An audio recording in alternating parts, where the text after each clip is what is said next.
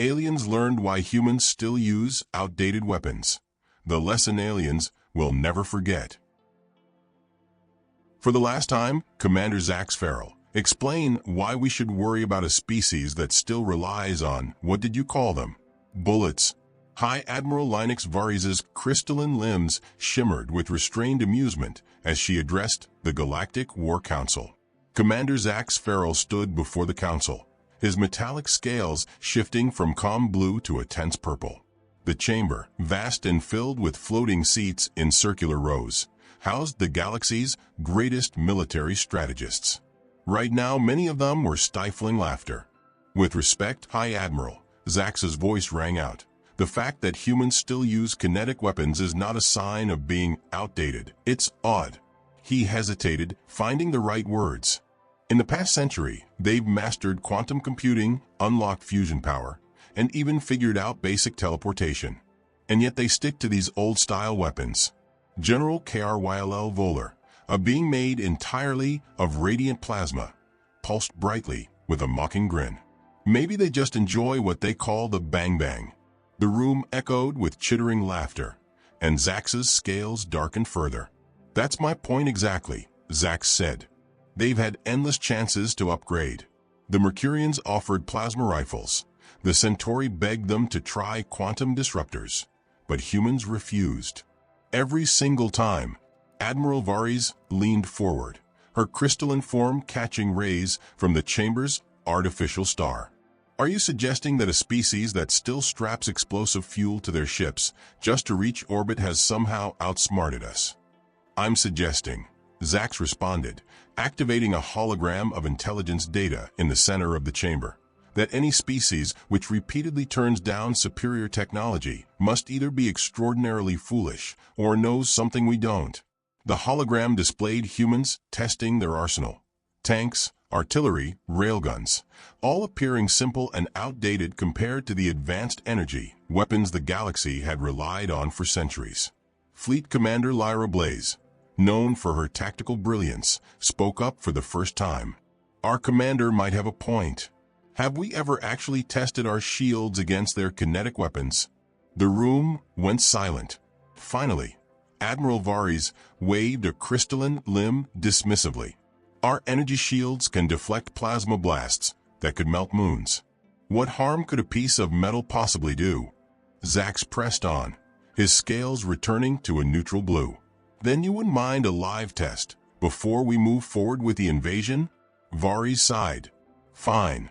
You have one solar cycle for your test. After that, we proceed with the invasion as planned. The human worlds hold too many resources and are too strategically positioned to be left unclaimed. As the council members departed, General Voller drifted near Zax, pulsing with skepticism. Do you really believe these primitives are a threat? Zax narrowed his eyes, watching the display of humans firing their weapons. Not a threat, he said, voice low. I believe they already have an advantage. We just haven't figured it out yet. The alien ships descended through Earth's atmosphere like a meteor storm of pure arrogance. Sleek crystalline vessels, their forms shining with an energy that could make any sci-fi enthusiast's heart race, filled the skies above New Washington.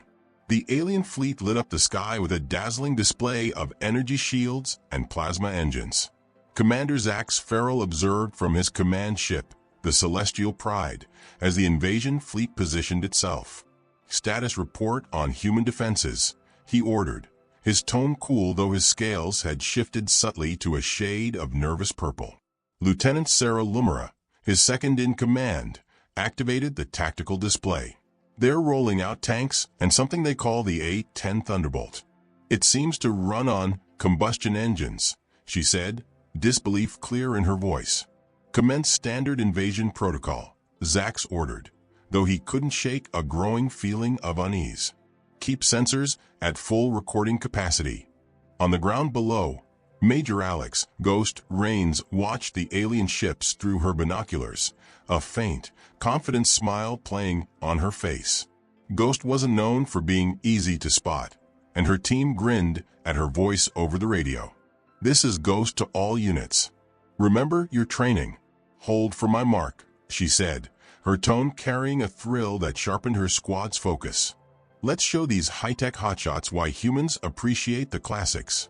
The alien ships fired first predictably. Plasma bolts lanced down from the heavens, scorching empty ground as human forces had already evacuated. Military bases that appeared active on alien sensors were, in fact, elaborate decoys. Where are they? Lieutenant Lumira's biofins fluttered in frustration. Their primitive sensors shouldn't detect our targeting systems. Commander, a junior officer called out, scales paling. Multiple projectiles incoming from concealed ground positions. Zax's eyes widened as he analyzed the tactical display. Impossible. They're using ballistic trajectories. Shields to maximum. The first artillery salvo tore through the alien shields as if they didn't exist. The rounds, designed for maximum penetration and fragmentation, smashed through the crystalline hulls of 3 support ships. The vessels didn't explode, they simply broke apart, their crews realizing too late that advanced dampeners did little when your ship shattered into pieces. How? Lieutenant Lumira's voice trembled. Our shields stop plasma antimatter streams, but when was the last time they needed to stop something so simple? Zax watched, horrified, as more ships fell, their shield systems useless. All ships, evasive maneuvers. Adjust shield frequencies. Too late for that, honey, Major Rains whispered with a grin, signaling her forces. Across the battlefield, camouflaged A-10 warthogs rose from hidden positions, their rotary cannons spinning with a fierce, familiar hum. In the next few minutes, the aliens learned harsh truths. First, their advanced sensors, calibrated to detect energy weapons and plasma signatures, were blind to plain old brass and lead. Second, while their shields could deflect plasma, they were utterly unprepared for thousands of rounds of dense metal traveling at supersonic speeds. Uranium rounds tore through the skies at supersonic speeds. This is impossible, Lieutenant Sarah Lumira gasped, watching in shock as the pride of their galactic fleet was riddled with holes, shredded by what amounted to supercharged rocks. From her vantage point, Major Alex, Ghost, Rains keyed her radio again. Ghost to command. Operation Retro Surprise is running smoothly. The enemy shields are about as useful as umbrellas in a meteor shower. Onboard Zax's command ship, the Celestial Pride, a loud shudder rattled the decks as something punched through from below. All ships fall back. Zax commanded, his tone tense. Immediate tactical retreat to high orbit. As the alien fleet scrambled to escape Earth's atmosphere, Major Rains chuckled softly. Ghost to all units. Retro Surprise was a success. Phase 2 begins in 30 minutes. Time to remind these invaders why humans never gave up on the good old bullet. She paused, savoring the irony. Sometimes, the simplest solution is the best one. Above Earth, Commander Zax Farrell stared at the tactical display, showing his fleet's mounting losses. His scales deepened to a troubled purple. "Get me the Defense Council," he ordered. Tell them we may have severely underestimated the humans' strategic capabilities." "Commander," Lieutenant Lumira's voice was hesitant, still processing the unexpected devastation. "Should I tell them that their primitive weapons just handed us our first major defeat in centuries?" "No," Zax replied, eyes narrowing as another ship spiraled out of control, riddled with bullet holes. "I'll do it. I want to see the Admiral's face when I tell her, 'I told you so.'" A short time later, Commander Zax stood in the Galactic Defense Council's research lab, watching Chief Scientist Miradax carefully inspect a captured human rifle. The weapon sat on a containment field, appearing absurdly simple compared to the advanced technology around it. "Fascinating," Mira murmured, her bioluminescent patches pulsing with excitement. "Do you know what this thing uses to aim, Commander?" "Metal sights," she added, looking up, her eyes wide. Zax's scales shifted with embarrassment. "They align it by sight alone." "Exactly." Mira practically buzzed with excitement. No quantum targeting, no AI assistance, no neural links, just metal and eyesight. And it works. Their accuracy is remarkable. At that moment, High Admiral Linux Vares entered, her crystalline form scattering rainbow patterns across the lab. "Please tell me you've discovered why our shields failed," she said, her voice sharper than a monomolecular blade. Mira projected her findings. "The answer is surprisingly simple, Admiral, and that's the problem. Our shields are designed to detect and deflect energy. Plasma, lasers, particle beams. They create counterfrequencies to neutralize incoming attacks. But these human weapons," the Admiral prompted, clearly agitated. "They have no energy signature to detect," Mira explained, holding up a bullet. "It's just a piece of metal, propelled by a controlled chemical explosion. Our shields are looking for complex energy patterns to deflect, but there's nothing to find. It's like trying to use antivirus software to stop a rock from shattering a window." Footage from the battle replayed above them, showing human tanks easily crippling the alien ground forces. The Council watched in stunned silence as their advanced, high-value combat mechs, worth more than entire planetary economies, were neutralized by fast-flying pieces of metal. "What about our armor?" General Kryll Voller asked, his plasma-like form pulsing with worry. "Our advanced alloys are built to dissipate energy attacks," Mira Dax explained, her voice grim. "But humans? They use kinetic penetrators, depleted uranium rounds, tungsten cores. They don't melt through our armor. They punch straight through. It's as if we spent centuries preparing for a laser light show. And they brought hammers." Zax watched a clip of an A-10 shredding one of their ships. "The humans have a saying, keep it simple, stupid." We thought we were witnessing technological stagnation. But no, they were deliberately maintaining a parallel weapons program that bypasses all our defenses. High Admiral Vares' crystalline form seemed to cloud with unease. "A primitive solution that renders our most advanced defenses useless." Mira held up another bullet, this one from a sniper rifle. "It gets worse. Look at the metallurgical scans. These aren't just simple bullets. They're masterfully engineered. While we focused on refining energy weapons, they were perfecting hammers." General Voller, the plasma being, pulsed thoughtfully. "My predecessor once asked why humans still taught their young to throw rocks when they had fusion power. I believe we've just learned why." "What are our options?" Vares asked, her voice unusually subdued. "We could modify our shields," Mira offered. "Add physical barriers to stop projectiles. But that would require a complete redesign of our entire defense system. Centuries of technology rendered obsolete by simple, propelled metal." Zax's scales deepened to a resigned blue. "We're not just up against primitive weapons, Admiral. We're up against a species that maintained those weapons specifically because they might face enemies like us." The humans didn't stagnate, they held back. The room fell silent as the weight of this realization sank in. Above them, footage replayed Major Alex Raines's unit taking down a hovering tank with nothing but a well-placed tank round. "Recommendations?" Admiral Vares asked, her voice barely a whisper. "We could try diplomacy," Zax began, but he was interrupted by a massive explosion that shook the facility. Over the intercom, a voice shouted, "Human strike force detected. They're inside the base. They have something called a shotgun." Mira glanced at her readings, laughing nervously. "Now might be a bad time to mention they have thousands of weapon variants we haven't even studied."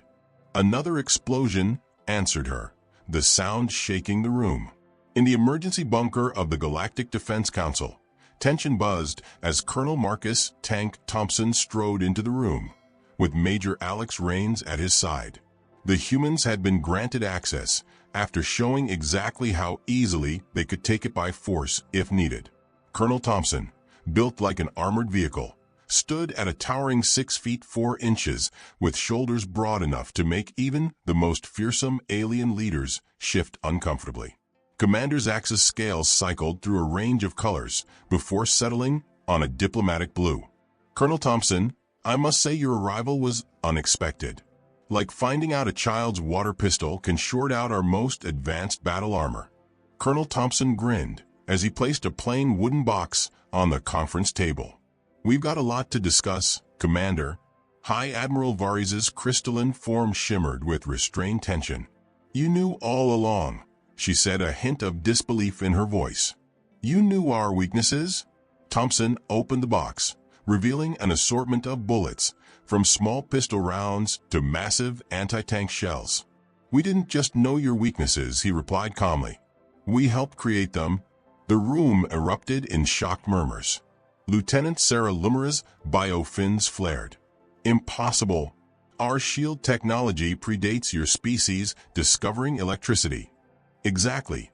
Major Alex Raines stepped forward, picking up a .50 caliber round from the box. Didn't any of you wonder why every advanced civilization in the galaxy abandoned kinetic weapons? Why everyone switched to energy-based systems? Mira Dax's bioluminescence flickered with sudden realization. The precursor archives, the weapons development guidelines. Bingo, Thompson nodded. When humanity accessed the precursor archives 50 years ago, we noticed something strange. Every technological path, every weapon development guide, all of it led toward energy-based systems. It's almost as if Zax Farrell finished, his scales blanching in shock. Someone wanted us all to evolve in the same direction. But why did you continue developing kinetic weapons? Because, Major Raines said, setting the bullet back in the box, humans have a very useful trait called paranoia. When we realized every advanced civilization took the same path, our first thought wasn't, great, a shortcut. It was, this is a trap. Thompson pulled an old Earth history book from his pocket, flipping it open. You see, we have this habit of reading about ancient civilizations that got conquered because they all used the same tactics, fought the same way. So, when we saw every species in the galaxy using identical defenses, you kept an alternate weapons program just in case, Admiral Varys said, her crystalline surface pulsing with mixed anger and admiration. The precursor archives weren't guidelines, they were a funnel. Exactly, Thompson confirmed. Get every species dependent on the same defenses, and you got a galaxy full of civilizations with the same weakness. We just refused to play along. Commander Zax approached the box, studying the various rounds. But surely the cost of running 2 weapon systems. It was worth every penny, Raines interrupted. While everyone else laughed at our primitive weapons, we perfected them. Do you have any idea how much research went into that simple bullet in your hand? Metallurgy, ballistics, precision engineering. We even have rounds that can change direction mid-flight. Thompson leaned back, clearly enjoying the stunned expressions of the council members. Bullets that can penetrate 20 feet of reinforced steel. Artillery shells that split into thousands of specialized submunitions. And they're all designed to look so simple that your advanced sensors ignore them as background noise. Mira lifted a shotgun shell with her energy manipulators, examining it closely. The variety, it's overwhelming. Each one crafted for a specific purpose. Thompson smiled. You built better and better energy shields, he said. We built better and better ways to break through them. Simple physics, applied with extreme precision. And now, Major Raines added with a calm smile, we'd like to discuss terms. Specifically, how we're going to handle the fact that humanity just proved we can walk through your best defenses, as if they don't even exist. The room fell silent as the gravity of her words sank in. Humanity hadn't just discovered a flaw in the galaxy's defenses. They had spent decades preparing to exploit it. Commander Zax looked down at the simple wooden box in front of him, filled with bullets, representing centuries of carefully preserved military advancement. You mentioned terms, he said finally, his voice steady. Thompson's expression turned serious. Yes. Starting with why someone wanted the entire galaxy standardized on the same type of defense technology. Because that's the real question, isn't it? Who set this trap, and who were they setting it for? Admiral Varys' crystalline form dimmed. You think there's another player involved? Thompson closed the box with a deliberate click. Someone went to great lengths to ensure that every civilization in the galaxy would be vulnerable to the same kind of attack. We'd like to propose an alliance to find out why. Major Rains nodded. And in exchange, we might even share some of our primitive weapons technology. Something tells us you'll want more than energy shields when the real threat finally arrives. The aliens exchanged glances, their eyes falling once more on the unassuming wooden box that had just reshaped their entire understanding of defense strategy. Zax's scales shifted to a determined green as he looked back at the humans. "Colonel Thompson," he said, "I believe we have a great deal to discuss regarding the future of galactic defense. And," he added, glancing again at the box, "perhaps about the wisdom of keeping things simple." "Well, this is embarrassing," Commander Zax muttered, watching yet another squadron of his advanced fighters get picked off by what humans called flak cannons.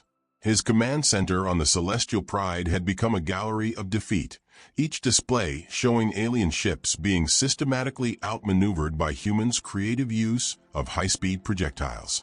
"Sir," Lieutenant Lummer reported, fins drooping, "the humans have launched something they call Operation Retrograde. They're using, are you ready for this, balloons?" "Balloons?" Zax repeated flatly, his scales shifting to a baffled shade of green. "The same species that cracked quantum tunneling is attacking us with balloons?" "High-altitude balloons carrying metal chaff," Lummer confirmed, struggling to keep her composure. "Our sensors can't distinguish real targets anymore." And she trailed off, glancing at her display. "Oh no. What now?" Zax asked, exasperated. "They're playing something through our communication channels. They call it Fortunate Son."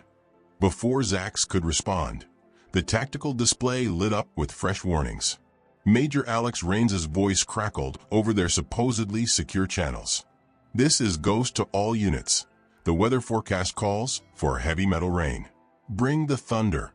Across Earth's atmosphere, thousands of primitive-looking human artillery pieces opened fire simultaneously. But the barrage was far from random. Each shell was carefully timed to form a wall of metal that no alien ship could fully evade. "How are they coordinating this?" Lieutenant Lumera asked, stunned. "Aren't they using mechanical weapons?" "They may be simple weapons," Thompson's voice came over the command channel, "but they're guided by some very sophisticated computers. Did you really think we'd only upgrade the bullets? Think we spent all our time just making better bullets?" Thompson's voice crackled over the channel. In orbit, the once proud Galactic Armada was facing the humiliating reality of being herded like cattle. Every attempt to maneuver was blocked by a calculated artillery barrage. The humans weren't trying to destroy them outright, they were playing chess with shells. "Commander," a tactical officer reported, "human ground forces are advancing. They're using something called tanks." Zax watched as columns of human armored vehicles rolled forward. Though the tanks seemed primitive, each shot found its mark with deadly precision. "Deploy the sonic disruptors," he ordered, hoping their anti-armor weapon would turn the tide. The disruptors, designed to shake enemy vehicles apart at the molecular level, roared into action. In response, the humans blasted AC/DC's thunderstruck through their tank speakers at deafening levels.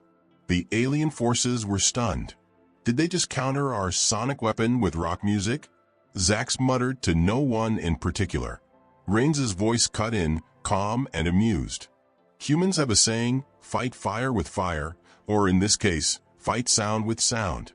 Also, we found your sonic weapons frequency in your database last week." "Nice try." Desperate, Zax ordered his forces to switch to their most advanced energy weapons. But the humans responded by releasing what looked like weather balloons equipped with mirrors, reflecting the energy beams back toward their sources. "This is tactically impossible," Lieutenant Lumera exclaimed, her voice filled with frustration. "Their weapons are relics from their fossil fuel era." "No," Zax realized, his eyes narrowing as he watched their coordinated artillery block his fleet's escape routes. "Their weapons may be from an older era, but their targeting systems, coordination, and tactics are fully modern. They kept the best of both worlds." Colonel Thompson's voice returned, a hint of pride in his tone. Finally figured it out, huh? Why change a perfect delivery system just because you have better computers? Sometimes the old ways still work. They just need a little modern guidance. The battle, if it could still be called that, dragged on for another hour, with human forces systematically dismantling alien defenses. On paper, the humans' weapons should have been outmatched, but reality proved otherwise. Their precision was flawless. "Commander," Lieutenant Lummer reported, voice heavy with resignation, "we're receiving surrender signals from 80% of our fleet. The humans have promised to stop playing Earth music over our channels if we stand down." Zax's scales had settled into a deep, embarrassed purple as he watched his once mighty fleet corralled into tidy formations by the threat of supersonic metal projectiles. "Commander," Major Raines's voice came through one last time, "Colonel Thompson is offering terms. He wanted me to remind you about our earlier discussion, the one regarding the Galaxy Y trap. Still interested?" Zax looked at the tactical display, where the most advanced fleet in known space was being methodically controlled by weapons that predated space travel itself. With a heavy sigh, he nodded. "Tell Colonel Thompson that the Galactic Armada would be very interested in learning the value of simplicity." He watched an A-10 roll past his command ship in a victory loop. "And perhaps," he added, "why ancient weapons might still have a place in modern warfare." "Good choice," Raines replied. "Now about that music." 1 month later, humans were already calling it the Great Backfire. Commander Zax Farrell found himself in the most surreal situation of his career. He stood on a firing range at Fort Bragg, watching High Admiral Vari's struggle to operate something humans called a pump-action shotgun. No, Admiral," Major Raines said, trying not to laugh as Varis fumbled with the weapon. "You're overthinking it. Just pump, aim, squeeze. No need to calculate quantum trajectories or analyze particle dispersion." "But how can something so simple be so effective?" the Admiral demanded, finally cycling the action and firing. The clay pigeon exploded, and Varis let out a small, triumphant sound. Colonel Thompson chuckled as he watched various alien officials testing out human firearms. Sometimes, the best solution is just putting a piece of metal exactly where you want it really fast. Nearby, Lieutenant Lumera had developed an intense enthusiasm for the M2 Browning .50 caliber machine gun. Her biofins quivered with excitement as she fired, watching the rounds tear through targets with brutal efficiency. "Commander," she called out between bursts, "can we requisition some of these for our ships? Please." Zax watched as General Kryll Voller, a plasma being, somehow managed to load and fire an RPG.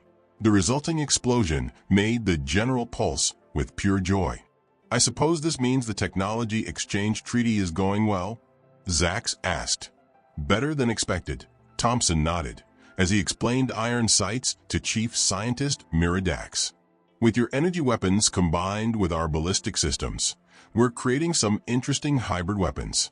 Though I'll admit I didn't expect to see your engineers get so excited over gunpowder." "Speaking of unexpected," Major Raines said, "how's the investigation into those precursor archives going?" Zax's scales shifted to a thoughtful blue. "Your suspicions were correct. We found evidence of tampering. Someone wanted the entire galaxy to standardize defenses. We're still piecing together who, but..."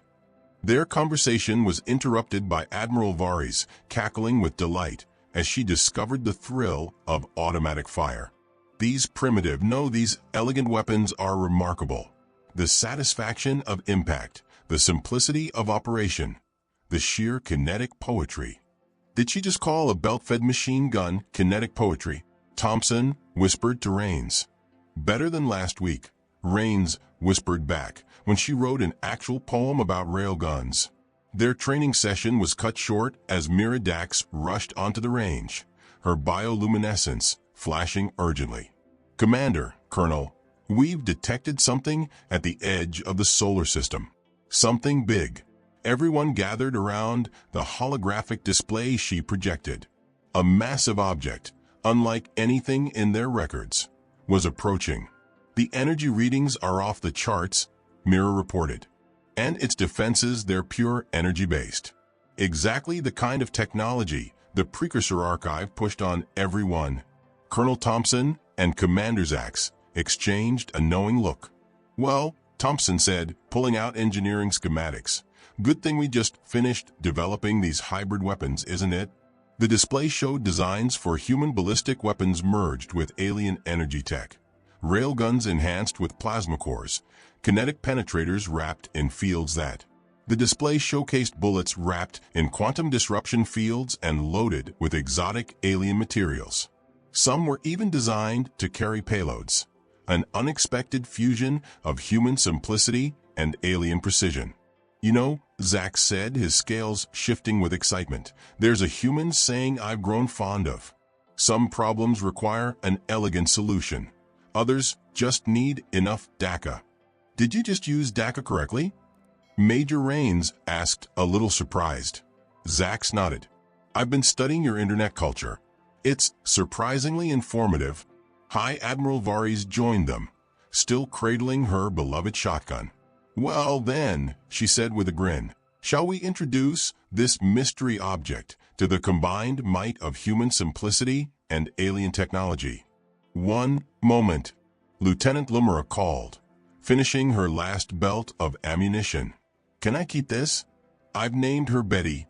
As they prepared to face the incoming threat, Colonel Thompson glanced around at the group, aliens and humans standing together, united by their shared appreciation for sending metal downrange at high speed. You know what the real irony is? He asked. What's that? Zax replied. Whoever set this trap probably thought it was clever to make everyone rely on energy weapons, Thompson said, smiling. Instead, they just gave us a ton of new ways to make our bullets a lot more interesting. In orbit, the mysterious object approached, its energy shields glowing with what seemed like invincible power. But it had no idea it was about to face a galaxy that had rediscovered the beauty of simple solutions to complex problems. And somewhere in the depths of space, whatever entity had placed those ancient archives was about to learn a very valuable lesson. Never underestimate a species that looks at faster-than-light technology and thinks, yes, but what if we also kept our really big guns?